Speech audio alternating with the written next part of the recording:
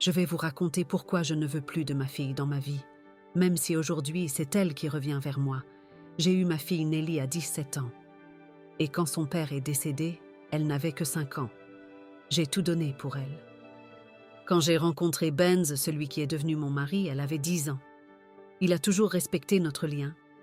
Il savait qu'il ne remplacerait jamais son père. Pendant 13 ans, il a accepté de ne pas avoir d'enfant, juste pour que ma fille ne se sente jamais remplacée. Quand elle a eu 18 ans, on a continué à l'accompagner, à la soutenir, même quand elle s'est mariée. Elle adorait Benz. Elle l'a même remercié en public à son mariage, disant qu'il avait été un soutien incroyable. Et puis, plus rien. Après le mariage, sans prévenir, elle a coupé les ponts. Plus de messages, plus d'appels.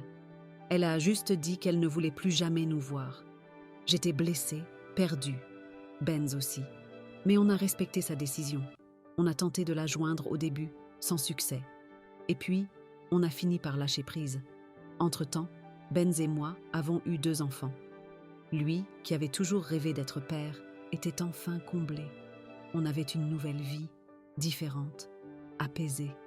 Et là, 6 ans plus tard, je reçois un message étrange d'un inconnu qui me dit « J'espère que vous serez assez intelligente pour ne pas la laisser revenir. » Sur le coup, je comprends rien.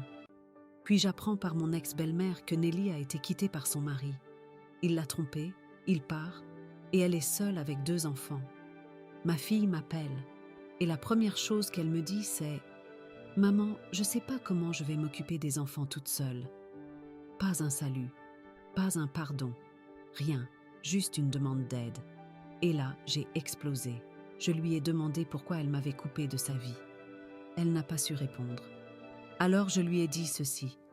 Quand on coupe les ponts, c'est une décision sérieuse. Tu l'as prise. Maintenant, tu dois l'assumer. Ce n'est pas à sens unique.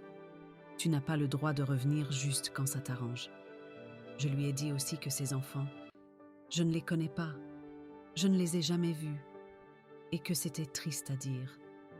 Mais je ressens pour eux ce que je ressens pour des enfants de célébrités. Rien.